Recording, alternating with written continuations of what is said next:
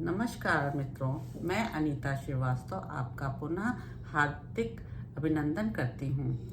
श्रीमद् वाल्मीकि रामायण में आज का प्रसंग है अंग देश में ऋषिशृंग के आने तथा शांता के साथ विवाह होने का प्रसंग, कुछ विस्तार के साथ वर्णन। राजा की आज्ञा पाकर उस समय सुमंत्र ने इस प्रकार कहना आरंभ किया।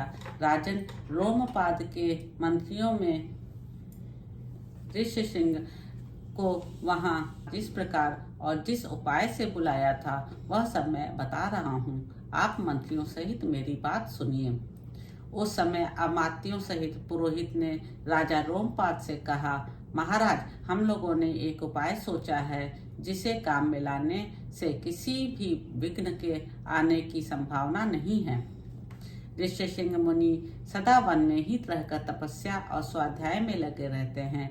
वे स्त्रियों को पहचानते तक नहीं हैं और ऋषियों के सुख से भी सर्वथा अनभिज्ञ हैं। हम मनुष्यों के चित्त को मत डालने वाले मनोवांछित विषयों का प्रलोभन देकर उन्हें अपने नगर में ले आएंगे। अतः इसके लिए शीघ्र प्रयत्न किया जाए।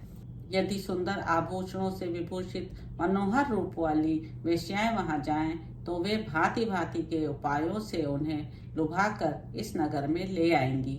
अतः इन्हें सत्कार पूर्वक भेजना चाहिए। यह सुनकर राजा ने पुरोहित को उत्तर दिया, बहुत अच्छा, आप लोग ऐसा ही करें। आज्ञा पाकर पुरोहित और मंत्रियों ने उस समय वैसी ही व्यवस्था करी। तब नगर की मुख्य मुख्य वेश्याएं राजा का आदेश सुनकर उस महान वन में गईं और मुनि के आश्रम से थोड़ी ही दूर ठहरकर उनके दर्शन का उद्योग करने लगीं। मुनि कुमार ऋषिशृंग बड़े ही धीर स्वभाव के थे, सदा आश्रम में ही रहा करते थे। उन्हें सर्वदा अपने पिता के पास रहने में ही अधिक सुख मिलता था, अतः वे कभी आश्रम के बाहर नहीं निकलते थे। उन तपस्वी ऋषि कुमार ने जन्म से लेकर उस समय तक पहले कभी न तो कोई स्त्री देखी थी, न पिता के सिवा किसी दूसरे पुरुष का इस दर्शन किया था। नगर या राष्ट्र के गांव में उत्पन्न हुए दूसरे प्राणियों को भी वे नहीं देख पाए थे। तदंतर एक दिन विभांडक कुमार ऋषिशृंग अकस्मात घूमते फिरते उस स्थान पर चले आए जहाँ वे वेश्याएं ठहरी हुई थीं। वहां उन्होंने उन सुंदरी वनिताओं को देखा। उन प्रमदाओं का वेश बड़ा ही सुंदर और अद्भुत था। वे मीठे स्वर में गा रही थीं। ऋषि कुमार को आया देख सभी उनके पास चली आईं और इस प्रकार पूछने लगीं, ब्राह्मण, आप कौन हैं, क्या करते हैं तथा इस निर्जन वन में आश्रम से इतनी दूर आकर अकेले क्यों विचर रहे हैं, यह हमें बताइए। हम लोग इस बात को जानना चाहते हैं। ऋषिशृंग ने वन में कभी स्त्रियों को रूप नहीं देखा था और वे स्त्रियां तो अत्यंत कमनीय रूप से सुशोभित थीं। अतः उन्हें देखकर उनके मन में स्नेह उत्पन्न हो गया। इसलिए उन्होंने उनसे अपने पिता का परिचय देने का विचार किया। वे बोले, मेरे पिता का नाम विभांडक मुनि है। मैं उनका औरस पुत्र हूँ। मेरा ऋषिशृंग नाम और तपस्या आदि कर्म इस भूमंडल में प्रसिद्ध है। यहाँ पास ही मेरा आश्रम है। आप लोग देखने में परम सुंदर हैं। आप मेरे आश्रम पर चलें। वहाँ मैं आप सबके लोगों की विधि पूर्वक पूजा करूँगा। ऋषि कुमार की यह बात सुनकर सब उनसे सहमत हो गईं। फिर वे सब सुंदर स्त्रियां उनका आश्रम देखने के लिए वहां गईं। वहां जाने पर ऋषि कुमार ने यह अर्घ्य है, यह पाद्य है तथा यह भोजन के लिए फल मूल प्रस्तुत है, ऐसा कहते हुए उन सबका विधिवत पूजन किया। ऋषि कुमार की पूजा स्वीकार करके वे सभी वहां से चली जाने को उत्सुक हुई। उन्हें विभांडक मुनि का भय लग रहा था, इसलिए उन्होंने शीघ्र ही वहां से चली जाने का विचार किया।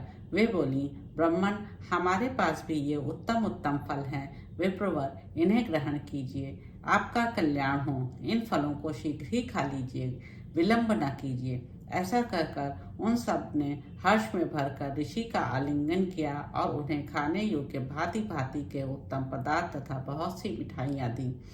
उनका रसास्वादन करके उन तेजस्वी को ऋषि ने समझा कि ये भी फल ही हैं, क्योंकि उस दिन के पहले उन्होंने कभी वैसे पदार्थ नहीं खाए थे।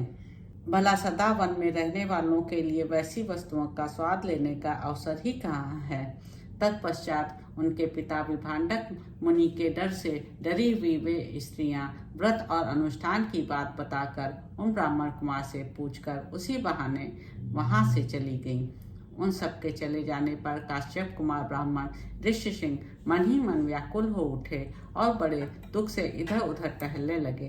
तदंतर दूसरे दिन फिर मन से उन्हीं का बारंबार चिंतन करते हुए शक्तिशाली विभांडक कुमार श्रीमान ऋषिसिंह उसी स्थान पर गए जहां पहले दिन उन्होंने वस्त्र और आभूषणों से सजी हुई उन मनोहर रूप वाली वेश्याओं को देखा था। ब्राह्मण ऋषिसिंह को आते देख तुरंत ही उन वेश्याओं का हृदय प्रसन्नता से खुल उठा। वे सबकी सब उनके पास जाकर उनसे इस प्रकार कहने लगी, सौम्य, आओ आज हमारे आश्रम पर चलो। यद्यपि यहाँ नाना प्रकार के फल मूल बहुत मिलते हैं, तथापि वहाँ भी निश्चय ही इन सब का विशेष रूप से प्रबंध हो सकता है। उन सब के मनोहर वचन सुनकर ऋषिसिंह उनके साथ जाने को तैयार हो गए और वे स्त्रियां उन्हें अंग देश में ले गईं। उन महात्मा ब्राह्मण के अंग देश में आते ही इंद्र ने संपूर्ण जगत को प्रसन्न करते हुए सहसा पानी बरसाना आरंभ कर दिया। वर्षा से ही राजा को अनुमान हो गया कि वे तपस्वी ब्राह्मण कुमार आ गए हैं। फिर बड़ी विनय के साथ राजा ने उनकी अगवानी की और पृथ्वी पर मस्तक टेक कर उन्हें साष्टांग प्रणाम किया। फिर एकाग्रचित होकर उन्होंने ऋषि को अर्घ्य निवेदन किया तथा उन विप्र शिरोमणि से वरदान मांगा, भगवान आप और आपके पिताजी का कृपा प्रसाद मुझे प्राप्त हो। ऐसा उन्होंने इसलिए किया कि कभी कपट पूर्वक यहाँ तक लाए जाने का रहस्य जान लेने पर विप्रवर ऋषिसिंह अथवा विभांडक मुनि के मन में मेरे प्रति क्रोध न हो। तत्पश्चात ऋषिसिंह को अंतःपुर में ले जाकर उन्होंने शांत चित्त से अपनी कन्या शांता का उनके साथ विधि पूर्वक विवाह कर दिया। ऐसा करके राजा को बड़ी प्रसन्नता हुई।